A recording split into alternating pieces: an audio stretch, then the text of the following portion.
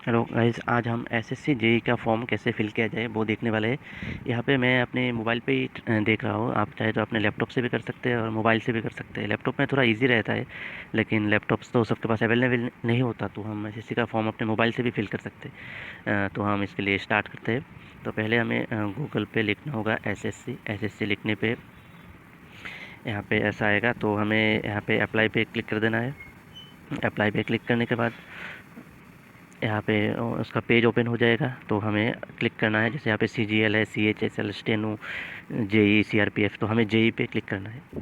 JEE के पे click करने के बाद देखना है कि यहाँ पे जो 2020 एग्जामिनेशन 2020, उसके साइड में ब्लू कलर के अप्लाई लिखा हुआ है, तो हमें अप्लाई पे क्लिक करना है। फिर इसको ओके करना है। ओके करने के बाद ऐसा विंडो ओपन होगा। तो यहाँ पे जैसे मेरा पहले से आईडी बना हुआ है, तो मेरा आईडी और पासवर्ड ऑलरेडी, मतलब यहाँ पे ऑलरेडी फिल है। मुझे बस यहाँ पे एक कोड पुट करके लॉगिन कर देना है। अगर जो लोग कभी भी एसएससी का एग्ज़ाम नहीं दिया, फर्स्ट टाइम एसएससी का एग्ज़ाम देने वाले हैं, उनको रजिस्टर करना होगा पहले। तो यहाँ पे रजिस्टर नाउ पे क्लिक करेंगे, तो यहाँ पे ऐसा पेज खुलेगा। तो इसमें अगर मैं थोड़ा जूम करता हूँ, तो इसमें आधार कार्ड अगर आपके पास है तो येस करना है, अगर नहीं है तो यहाँ पे नो करना है। तो लगभग तो अभी सबके पास आधार कार्ड अवेलेबल है ही, तो येस करके आधार कार्ड नंबर, उसके बाद वेरीफाई आधार कार्ड नंबर। फिर और अगर आपको आधार कार्ड के अलावा और कोई भी दूसरा आईडी है तो यहाँ पे क्लिक करना है, जैसे वोटर आईडी, ड्राइविंग लाइसेंस। अगर आधार कार्ड है तो ये सब नहीं चाहिए। अगर जिनका आधार कार्ड नहीं है उनको ये दूसरा आईडी चाहिए। अगर आधार कार्ड है तो उनको ये सब नहीं चाहिए। जो लिस्ट आया हुआ है, अगर आधार कार्ड नहीं है तभी इसको डालना है, अगर आधार कार्ड है तो इसकी कोई ज़रूरत नहीं है। उसके बाद आपका नाम, उसके बाद father's name, mother's name, date of birth. उसके बाद आपका एजुकेशन बोर्ड कहाँ से अपने अपनी स्टडी कंप्लीट किया है, ये सब डालना है। यूनिवर्सिटी का होगा तो रोल नंबर, ये सब डालना है। Year of passing, gender, verify gender. Mobile number जो डालना है वो आपका एक्टिव मोबाइल नंबर डालिएगा जो अभी चालू है, जो उसमें OTP आएगा। तो एक्टिव नंबर होगा तो अच्छा होगा, नहीं तो फिर आप लोग फिल नहीं कर पाओगे। उसके बाद ईमेल आईडी भी आपका वैलिड ईमेल आईडी होना चाहिए जो करंट में चालू है, उसमें भी OTP आता है। तो ये सब करके आपको सेव करना है। सेव करने के बाद आपको आपका आईडी और पासवर्ड आपको मिल जाएगा। मिलने के बाद आपको ऊपर देखना, दोबारा इधर ऊपर लगा हुआ है अप्लाई, यहाँ पे आपको अप्लाई कर देना है। तो इसमें दोबारा से वो दोबारा होम पेज पे आ गया, तो इसमें मुझे जेई पे क्लिक करना है, फिर अप्लाई करना है, ओके करना है। तो जैसे आपको जब आपका आईडी पासवर्ड मिल जाएगा तो यहाँ पे आपको आईडी डालना है। उसके बाद यहाँ पे अपना पासवर्ड डालना है। पासवर्ड डालने के बाद यहाँ पे आपका जो कोड बना हुआ है वो डालना है।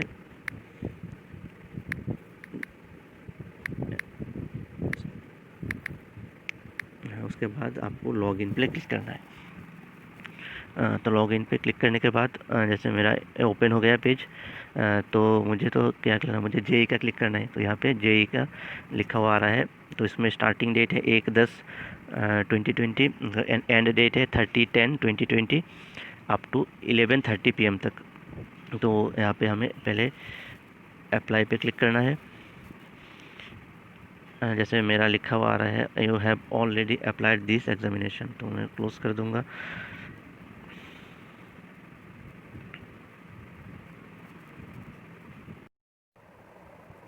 जैसे कि मेरा ऑलरेडी एप्लीकेशन अप्लाई हो गया था, तो अब मैं दोबारा से उसके एप्लीकेशन प्रोसेस के अंदर एंटर नहीं कर पाऊँगा। तो मैं आप लोगों के लिए यहाँ पे नोटिफिकेशन पे भी एक प्रोसेस दिया हुआ है। तो नोटिफिकेशन पे जो दिया हुआ है मैं वो ही मतलब आप लोगों को दिखा रहा हूँ। तो वहाँ पे रजिस्ट्रेशन करने के बाद ये सब आपके सामने ऑलरेडी, वहाँ पे आपने जो नाम, अपने फादर का नाम, मदर नाम, ये सब आप लोगों ने वहाँ पे फिल कर चुके थे। तो ये सब यहाँ पे ऑटोमेटिक लिखा हुआ आएगा, आप लोगों को ये सब फिल नहीं करना होगा। आप लोगों को यहाँ पे जाके अ, यहाँ पे एग्जामिनेशन सेंटर यहाँ पे डालना होगा। जो जो आपका प्रेफरेंस, फर्स्ट जो प्रेफरेंस है उसको फर्स्ट में डालना है। जैसे जो जिसमें आप चाहते हैं कि आपका एग्ज़ाम सेंटर वहाँ पे पड़े, फर्स्ट प्रेफरेंस उसको देना है। फिर सेकंड प्रेफरेंस पे दूसरा सेंटर, थर्ड पे थर्ड। उसके बाद यहाँ पे वेदर एक्स सर्विसमैन और नॉट, तो आपको नो पे क्लिक करना है। अगर किसी का है ESM में तो एक्स सर्विसमैन के हिसाब से तो उनको यस करना है, जिनका नहीं है उसको नो करना है। उसके बाद एज रिलैक्सेशन, जिनका age upper age limit cross कर गया, अगर SC ST हो तो आप लोग रिलैक्सेशन डाल सकते हो। यहाँ पे यस क्लिक करना होगा। यहाँ फिर यहाँ पे आएगा आपको कौन सी पोस्ट के लिए आप लोग अप्लाई कर रहे हैं। तो यहाँ पे जैसे सिविल इंजीनियर है तो सिविल इंजीनियर पे क्लिक करना है, अगर मैकेनिकल है तो आप लोग को मैकेनिकल पे क्लिक करना है, जो भी जिसका जो ब्रांच है उसको क्लिक करना है। उसके बाद आपको यहाँ पे आपका क्वालिफाइंग डिग्री डिग्री पे क्लिक करना है, जो जिसका बीटेक है बीटेक, जिसका डिप्लोमा है डिप्लोमा, जिसका बी है बी, वो उसको क्लिक करना है। उसमें फिर राइट साइड में सब्जेक्ट स्ट्रीम में आपको जिनका सिविल है उनका सिविल, मैकेनिकल, इलेक्ट्रिकल जो भी है आपका उसको फिल करना है। फिर यहाँ पे यूनिवर्सिटी डिटेल्स, आपको यूनिवर्सिटी कौन सी यूनिवर्सिटी से आप पास आउट हुए हैं, या फिर जिनका बोर्ड है स्टेट बोर्ड उनसे उसका नाम डालना है, रोल नंबर, कौन से साल में आप पास आउट हुए हैं वो डालना है। फिर परसेंटेज, और उसका जिसका परसेंटेज नहीं है ग्रेड पे है वो उसको ग्रेड डालना है। उसके बाद यहाँ पे एक आता है, do you make your personal information available for assessing job opportunity in terms of department of personal and training, ऐसा कुछ। अगर आपको मतलब चाहिए कि बाकी जॉब अपडेट आपके नंबर पे मोबाइल पे एसएमएस के थ्रू आता रहे तो आपको येस करना है, अगर नहीं चाहते हो तो नो करना है। उसके बाद एड्रेस भी ऑलरेडी फिल कर चुके हैं आप रजिस्ट्रेशन के टाइम, तो यहाँ पे ज़रूरत नहीं है फिल करने का, ऑलरेडी फिल होके आएगा वहाँ से। उसके बाद आप लोगों को यहाँ पे फ़ोटो और सिग्नेचर डालना है। सिग्नेचर आपको ब्लैक बॉल पेन से डालना है, ब्लू से नहीं। ब्लू से डालोगे तो रिजेक्ट भी हो सकता है। और इसका साइज़ रखना है 10 KB से 20 KB। और उसका इमेज का साइज़ है आपका 20 KB से 50 KB।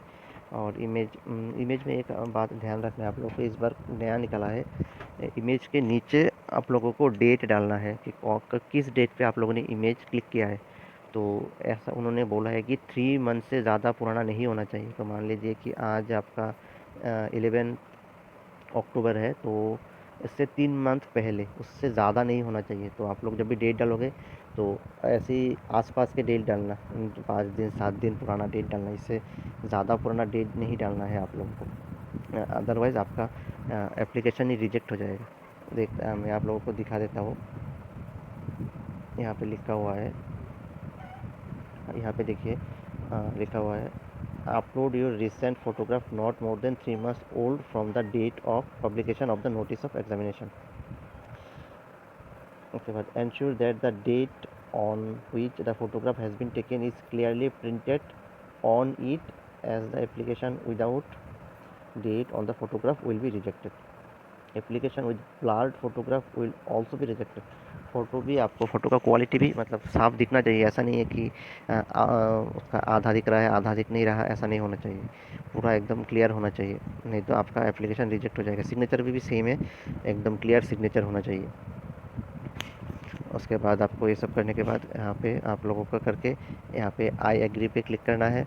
क्लिक करने के बाद ये जो कोड आया है उसको डालना है। फिर अगर आपको यहाँ पे आप प्रीव्यू क्लिक कर सकते हैं, प्रीव्यू क्लिक करके आप लोग देख सकते हैं कि कोई मतलब कोई जगह आप लोगों ने फिल नहीं किया है, तो यहाँ पे रेड कलर का साइन आएगा जिस जगह पे आपको डिटेल्स भरना बाकी रह गया। तो ये सब करने के बाद आपको सबमिट का ऑप्शन आएगा, तो आपको सबमिट कर देना है। उसके बाद जैसे SC ST का फ़ीस नहीं लगता तो उनको पेमेंट नहीं करना पड़ेगा, बाकी जो जनरल कैटेगरी के हैं उनको पेमेंट करना है, तो आप लोग वहाँ पे पेमेंट करके अपना एप्लीकेशन प्रोसेस कंप्लीट कर सकते हैं। Thank you. अगर बाकी कोई आपको हेल्प चाहिए तो आप कमेंट बॉक्स पे कमेंट करना, मैं ट्राई करूँगा आपको पूरी जानकारी देने के लिए।